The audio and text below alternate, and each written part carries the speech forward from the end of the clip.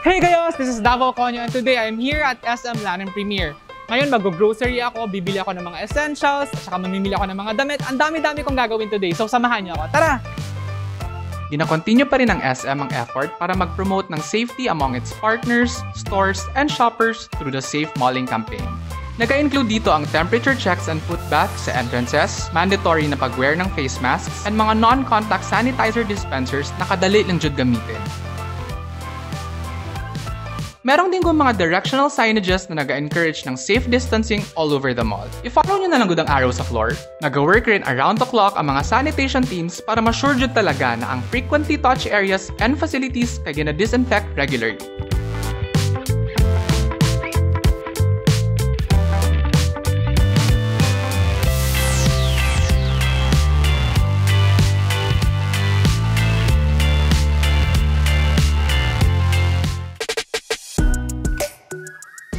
Hey guys! So bago lang dyan tayo natapos nag-shopping sa loob ng SM Lanang Premier. Tapos kadami natin gipasukan, gipuntahan, gibili, gishop. So now it's time to rest and eat. So lahat na nakikita nyo ngayon, bigay ito lahat ng restaurants from SM Lanang Premier. At saka gusto ko lang din mag-thank you kasi kadami dyan, like I don't know where to start. So meron tayong bread for Go Foods. Tapos meron din tayong meat, like itong crispy pata, chicken for Grow. Tapos meron din tayong mga gulay like this for the Glow. So kompleto tayo, lahat ng nasa food pyramid andito sa harapan ko. So now let's start to eat. So ngayon, mag-start muna tayo sa dalawang kinds of wrap. We have chicken wrap and samgyup wrap from Green Bounty Kitchen. So ang Green Bounty Kitchen, ma-find nyo siya sa my Uniqlo sa ground floor ng SM Lanang Premier. So fun fact, this is one of my favorite restaurants dito sa SM Lanang Premier. I used to eat merienda here with my mom all the time and my sisters. Ang always ko in-order is bibimbap wrap. So first time ko matry itong samgyup wrap at saka itong chicken wrap. So let's have our first bite.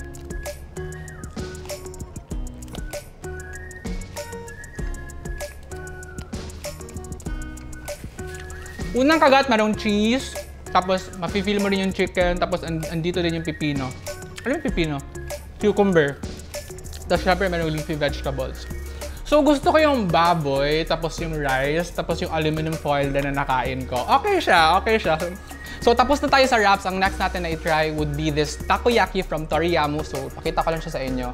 I remember yung takoyaki, favorite ko to nung grade school pa ako. So ito yung ginakain ko always kasi ito lang ang kain ng baon ko. So this is cheesy octopus takoyaki from Toriyamo. Parang siya mga bond paper sa charot.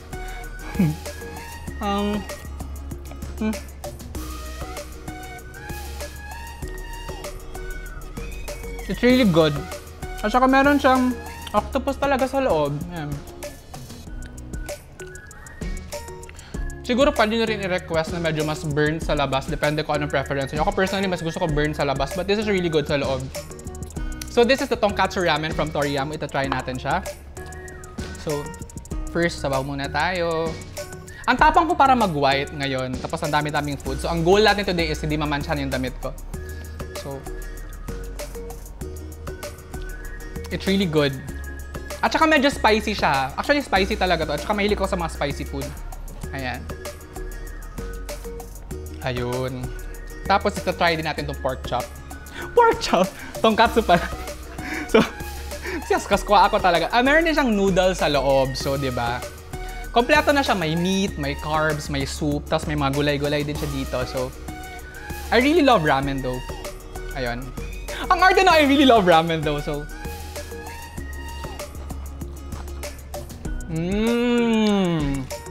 I love it. Actually, itong chopsticks, kung hindi nyo alam, kung gusto nyo i-try soup, pwede na rin siyang gawing walang ganon. Pwede rin siyang gawing straw, pero hindi yung tama. So ito, dito tayo. Ito for the soup, tapos ito noodles. Ayan. Tapos ito, ita-try din natin itong itlog. So dito tayo, kasi dito sanay mag-chopsticks. Hindi mga pinanganak na So, ibusa natin sa sabaw kasi baka mabuhos sa damit. It's really good. I don't know how they do this.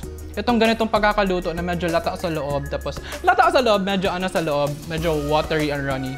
But anyway, we're done with the ramen. Let's proceed with the next food. Next up is yung mga pagkain na galing naman sa marina tuna. So meron tayong kinilaw, meron tayong tuna bihod, tsaka meron tayong tuna head soup. So first, let's try the kinilaw. ASMR. Char. Siguro isang piece lang siguro muna. Kasi madami pa tayong kakainin. Yung mga Filipinos, mahilig sila sa mga, sa mga sour na food. At saka isa ko doon. So usually, ang kinilaw, very famous to siya sa mga fiestas, birthdays, weddings, baptisms, char lahat. Pero diba, this is a staple Filipino food. And yung sour niya, at saka yung fish, and yung pipino, of course, always may pipino. It's very good combination siya. So, let's see. Very gayahan ito si Inka Magnaye kasi nagpa-ASMR si... Ako si Inka Magnayot. Char, Inka Magnayot, so dito natin siya itatry. Kasi meron siyang pipino. Pero wala naman. Nakakain ako ng luya. Pero masarap pa rin. Love it. So, ang next natin na ita-try is itong tuna bihod. Ang tuna bihod yata is, if I'm not mistaken, let me search natin para hindi tayo ma-misquote. Bihod is the fish's eggs, while bagaybay is the tuna's gonads or sperm sacs. So, fish eggs pala ito.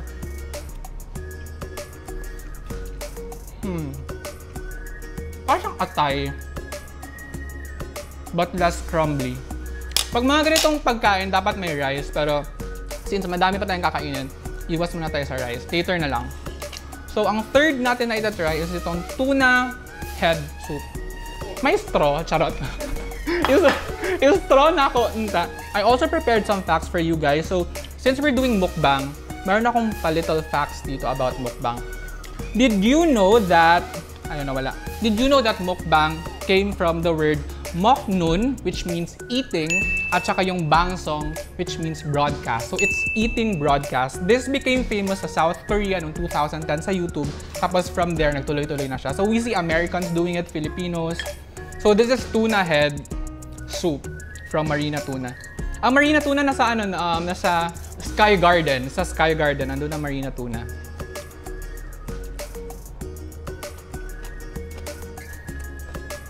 It's also really good. I usually like my fish fried compared sa soup. Pero ito gusto ko siya kasi hindi siya super malangsa. So ang next food natin would be from JG Salo. So when you say salo, like klase-klase talaga dito. Meron tayong lechon, meron tayong atsara, suka, laing, one of my favorites. Tapos meron tayong pinakbet. Okay, so ang first natin na itatry would be lechon. Let's go for lechon. Char, dapat tinidor ko daw ang gamit pero sige, go. Ito, lechon. At saka may lechon skin siya, so let's use the ASMR tool.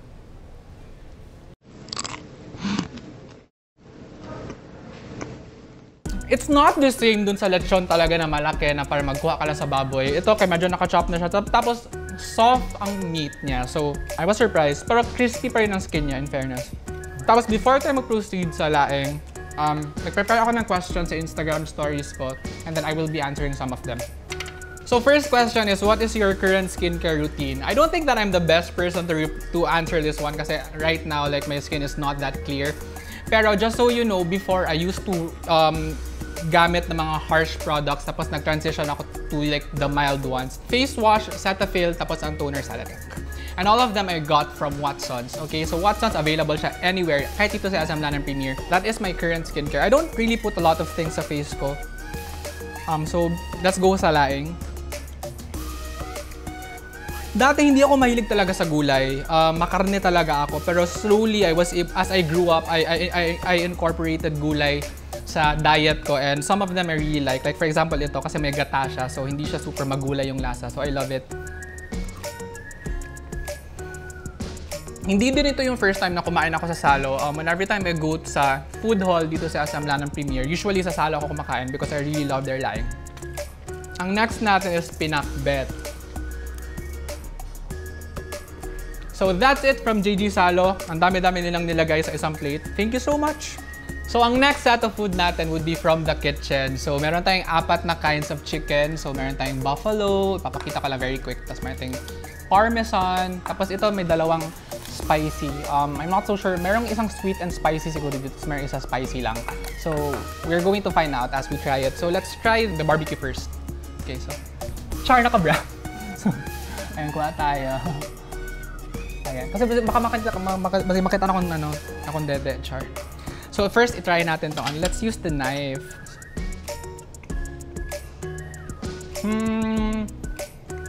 Parang siyang parang it reminds me of parang yung favorite ko na chicken poppers before from the grocery. It's sweet, not spicy. So I think this is a safe choice for kids. Next would be parmesan. Weirdly, hindi ako ganun kakahilig sa cheese. Although I know a lot of people na mahilig sa cheese. Ako hindi ako masyado mahilig sa cheese. Although bearable naman, pero hindi ko super favorite. Sabi nila, ang chicken daw is... May mga urban legend dito sa Philippines na ang chicken daw nakakabakla. And as a kid, favorite ko talaga ang chicken. So, kayo na mag-judge kung ito or hindi.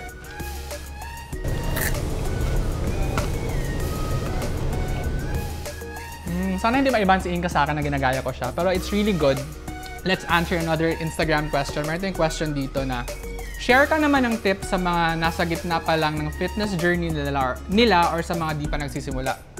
So, when the quarantine started, mga March, I was at 78 kilos. And now I'm down to 63 kilos. Try muna natin to pasta. So what I did first is diet kasi yun yung parang comfortable ako. Hindi kasi ako, I really hate sweating and I really hate movement. I'm very tamad. So I started with diet kasi doon ako pinaka-comfortable. Tapos when I reached my goal weight, doon ako nag-start my exercise, dahan-dahan. For exercise naman, it's very important. Gusto naging fitness guru na ako, pero for exercise, and this is coming from a person na sobrang tamad, at saka ilang times na nag-try exercise before, it's very important for you to choose an exercise that you really love doing. I really researched kung ano yung gusto kong gawin. Tapos I tried jump ropes. It's a thing now. And so far, na-enjoy ko naman yung jump ropes. So, ayun. What happened in return is, mas naging consistent ako sa exercise ko because I enjoy what I'm doing.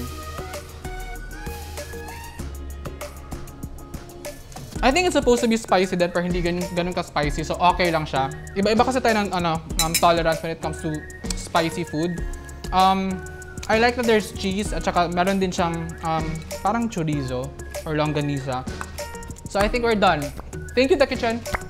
So ngayon na medyo madami na tayo nakain, I think kailangan ko na ng panulak. And perfect kasi nagpadala din ng juice ko ng dalawang types of juice. We have cacao and we have mango.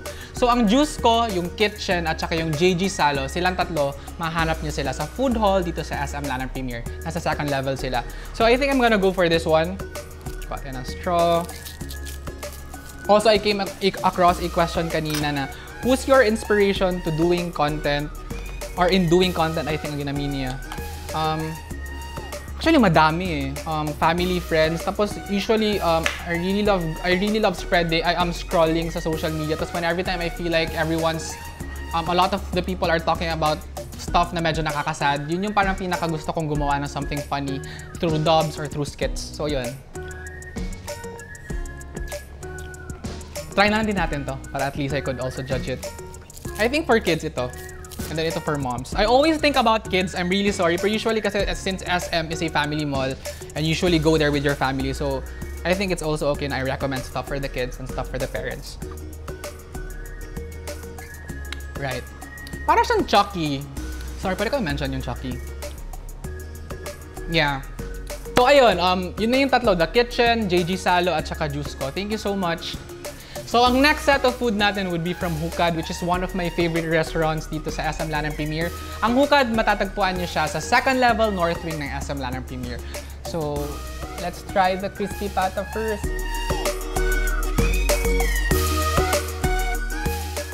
Ayun.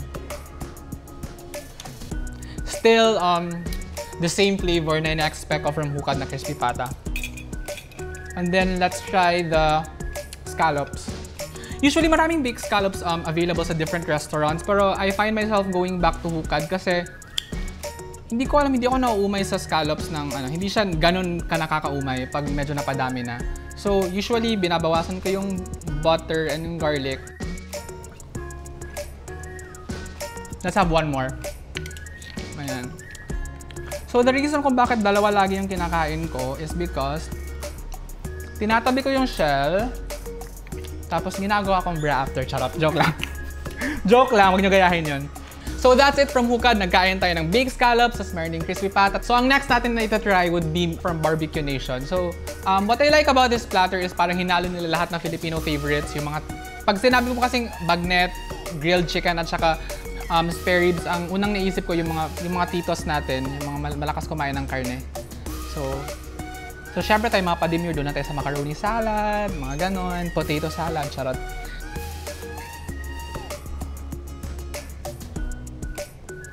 Sweet, as usual, basta grilled chicken. I like the spare ribs better.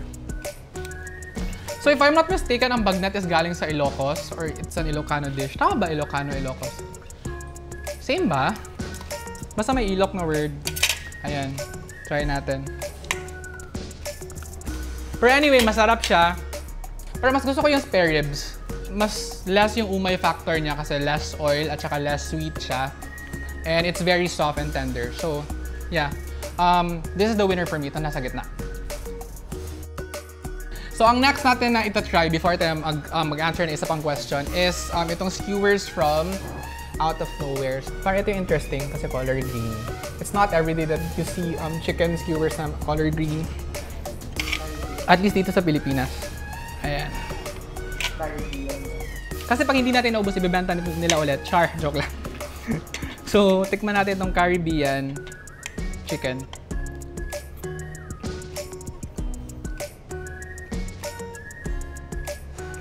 Ayun, medyo spicy siya. I was waiting for the spice. Ito try natin ulit. Ito may sesame seeds from Ribisco. Charot, hindi, joke lang. So I think this is sweet, if I'm not mistaken. Ito. Nga. So ang next natin na ita-try is ito. It looks pretty, so ita-try natin. Definitely sa tatlo, ito yung sweetest. So, my winner would be this one. Ito Mediterranean na chicken sa gitna. Caribbean. Kapitbahay lang yun. So, before we'll try the Korean chicken from Out of Nowhere, we will answer one question sa Instagram. And ang question ni Mr. Carlo Magbantay, kwento in brief your journey to becoming a social media personality. So, I started 2017. And nag-dub ako ng Four Sisters and a Wedding, tapos it just started from there. Natuloy-tuloy na siya. The support that I got is it's very overwhelming. Tapos siguro passion ko talaga ang mag-create ng content ever since. Dati gusto ko magkaroon ng YouTube channel, pero I just don't think I would work with long type of content kasi kahit ako personally, I have a very short attention span. So it really shows din sa mga content na ginagawa ko. Na 3 minutes lang, 2 minutes. Kasi kahit ako, gusto ko na mabilis. So, I don't think that YouTube is for me, at least for now. Kaya ako nag-Facebook. If hindi ka pa naka-follow, that's Davao Konyo on Facebook. North Korean chicken, charot. South Korean chicken. Ayun. So, nakatulong talaga yung nilagay nila sa breading na Skyflakes. Char. Para meron siyang lasang biscuit. Which works anyway. Tapos ito naman yung meat. Ay, spicy siya ng kaunti. So ayun, na-try na natin yung skewers na out of... Gusto mo ito yung pinanturo ko. Ang skewers na Out of Nowhere, tapos yung spicy Korean chicken. So now we are down to our last 3 items. And before anything else, mag-dessert break muna tayo. Pinadalhan tayo ng Annie Pie ng assorted cinnamon rolls. So ito siya. Kuha tayo ng isa. Ayun. Oops. So, ang Annie Pie is parang matagal ko na siyang alam. I think ang first branch nila is dun sa may Kimpo. I'm not so sure. So, ito. So good. Weakness ko talaga ang dessert. I love desserts. Ayun.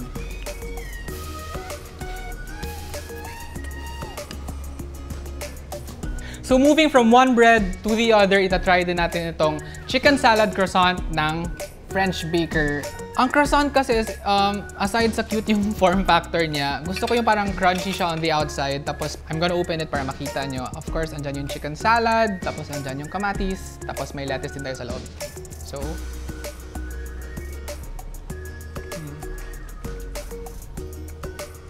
well, number one, I really love chicken salad.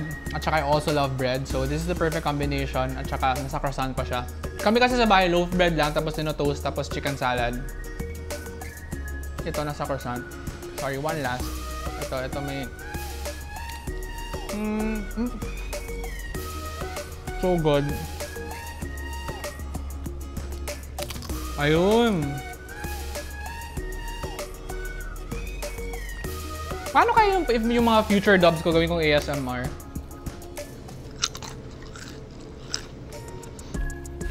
I just appreciate yung mga content creators na nag-ASMR. Kung paano nila naisip yung mga food na may magandang sound pag kinakain.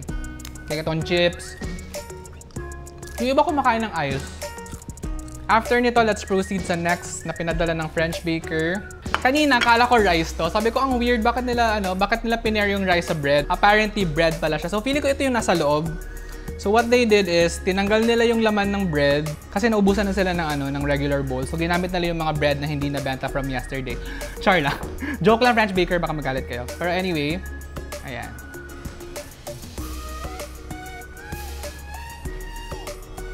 Meron siyang corn. Para siyang bird's nest na parang bits of carrots, if I'm not mistaken. Tapos yung ibang ginagawa nila is, they take a piece of bread and then they dip it. Ayan. Ayan. Last bite.